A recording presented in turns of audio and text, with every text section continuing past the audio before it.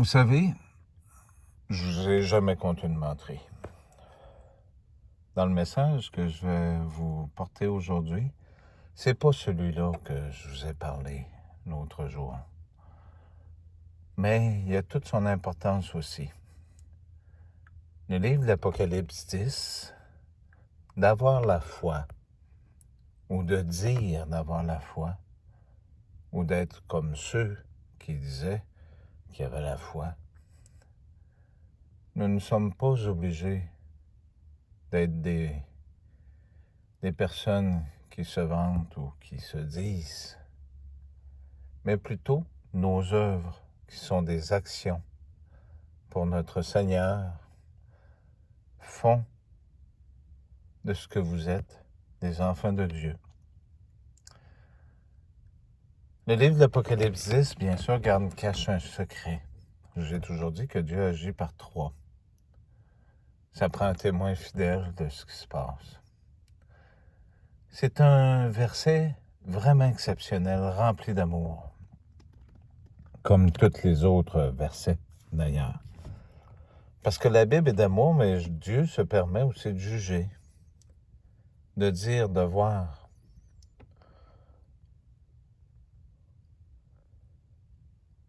Dieu ou Jésus est la balance de la justice. Je sais, par le passé, j'ai parlé de jugement, de toutes ces choses-là. Il n'y a rien d'impossible à Dieu. Il y a un plan à Dieu. Jésus a reçu tout pouvoir, mais il a reçu aussi de ne rien gaspiller de ce qui avait été confié. C'est pourquoi Jésus a un immense cœur, un grand cœur. Même si beaucoup me jugent sur certaines critiques, certaines façons d'être ou de dire ou d'agir, ben faites-le, allez-y. Mais c'est pas pour rien ce témoin fidèle-là, parce que quand ça va être le moment, ben, il dit simplement la vérité. Est-ce qu'il va dire un mensonge pour condamner quelqu'un? Non. Ici sur terre, nous vivons en hommes. Nous sommes tous frères et sœurs aussi, à 2, 4 pattes ou 6 pattes ou ce que vous voudrez. On est des âmes qui habitent des corps. L'âme est dans le sang, vous vous rappelez, le livre de la Genèse. Ce message que je vais vous laisser dans très peu de temps est un message prophétique. Et Dieu ne juge jamais à tort et à travers. Il connaît les mauvais esprits, les déchus. Il sait très bien qu'Apocalypse 9, 11 aussi existe réellement dans ce monde-ci, le Dieu de l'abandon. Celui qui voudra que vous portiez la marque. Mais pour croire à Dieu, il faut commencer par croire en Jésus-Christ. Il y a 2000 ans, c'était de chair et de sang. Vous vous attendiez à quoi aujourd'hui? De chair et de sang. Vous ne pouviez pas voir différemment. Le petit secret du livre de l'Apocalypse 10 n'est pas là pour rien. Mais est-ce que c'est une vantardise? Non. Il y a une raison. Pourquoi? Juste avant la fin du monde. Juste avant que tout le monde soit tué, mais non pas par la main de Dieu, mais par les esprits macabres de ce monde-là. Est-ce que Dieu va vous sauver si vous croyez en la vie éternelle et que vous croyez en toutes ces choses-là? Mais pourquoi avoir peur de mourir? Vous savez qu'il y a un créateur, vous savez qu'il y a un homme qui se nomme Jésus ici, qui s'appelle le Machia à un endroit, qui a tous les noms. C'est lui qui est l'unique Seigneur du monde. Cet être-là vous aime tous, égaux, que vous soyez bleu, blanc, rouge, parce que c'est pas votre couleur de peau ou ce que vous êtes financièrement qui fait de vous des enfants de Dieu ou des choisis parce que vous vous dites porter des fruits. Vous les reconnaîtrez aux fruits qu'ils portent, à tout son sens et plusieurs sens aussi. Vous savez, vous ne pouvez pas avoir meilleur professeur pour comprendre la Bible. Mais la Bible, il y a un carré parfait. Vous êtes présentement sur la planète Terre. Cette planète appartient à un créateur. Ce n'est pas une planète jusque vous devez payer une rançon ou un prix, mais plutôt faire un choix et y vivre heureux parce que vous aviez tout ce qu'il fallait ici pour être heureux. Ils sont après tout détruire. Vous vous rappelez? Si tu manges de ce fruit, tu mourras, c'est sûr. Ça va jusqu'à la fin des temps. Est-ce que c'est la fin de la vie? Bien sûr que non. Est-ce que vous allez devenir des machines? Nous savons déjà toutes ces choses. Tout est écrit parce que la Bible est suggérée par Dieu. Nous savons vers quoi qu'il vous apporte, que vous choisissiez d'autres chemins, que vous deveniez contraire à Dieu. Parce que vous savez, quand les déchus ont été envoyés ici-bas, c'était leur fardeau et ce qu'ils devaient faire en venant ici, c'était apprendre à vous aimer, apprendre à vous aider, à vous protéger. Parce qu'ils ne voulaient pas s'agenouiller devant les fils d'Adam. Vous vous rappelez? Donc, ne dites pas que Dieu est injuste, parce qu'il est capable de vous redonner et d'enlever la vie. Ce n'était pas après vous qu'il y avait quelque chose. Ayez confiance dans votre Seigneur. Ces paroles sont très profondes. Quand que vous verrez ce message, vous comprendrez ce que je suis après vous dire. Comme depuis le début d'ailleurs.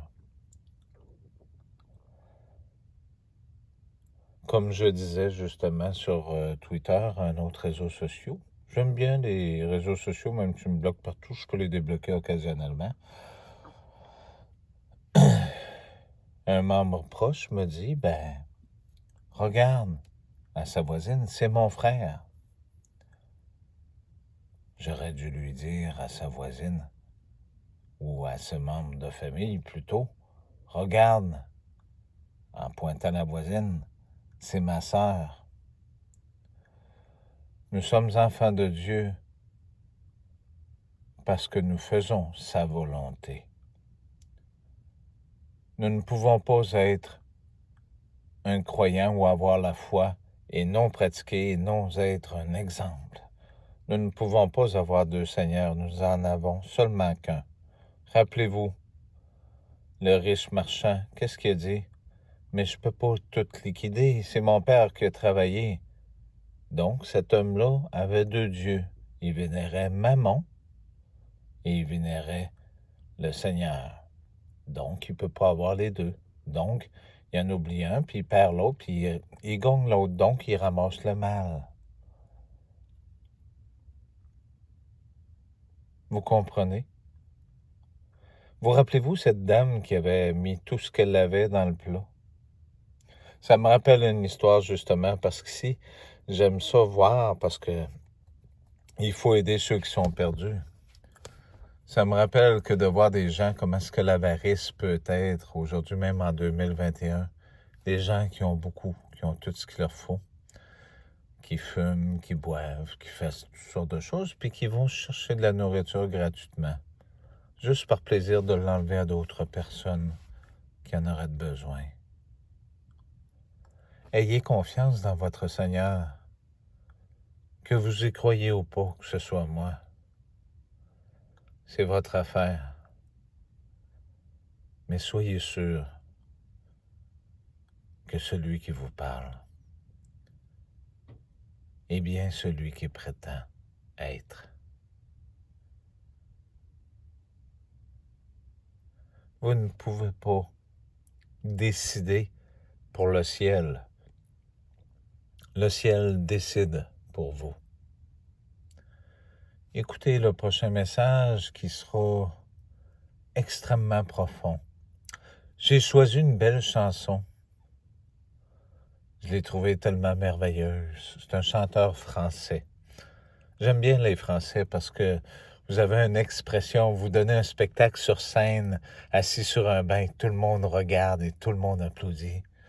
J'aime bien les émotions, les cordes du cœur. J'aime ces choses. C'est une très très belle chanson que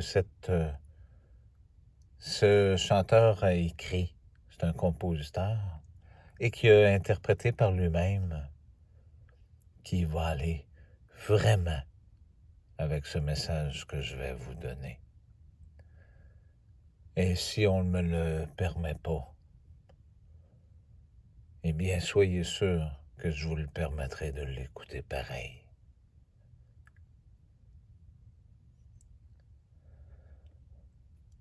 Il n'y a jamais rien pour rien, puis il n'y a pas de hasard dans la vie.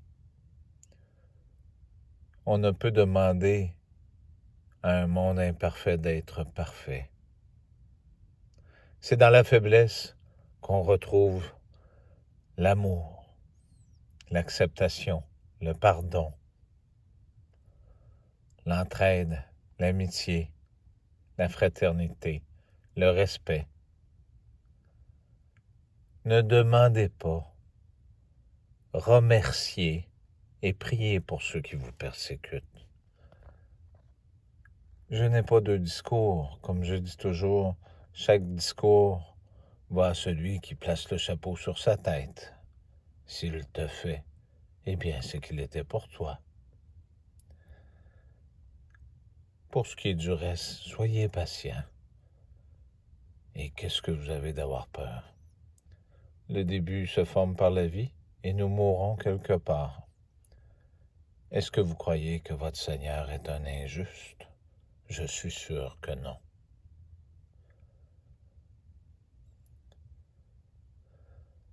Merci. Bonne soirée et soyez patient de ce message.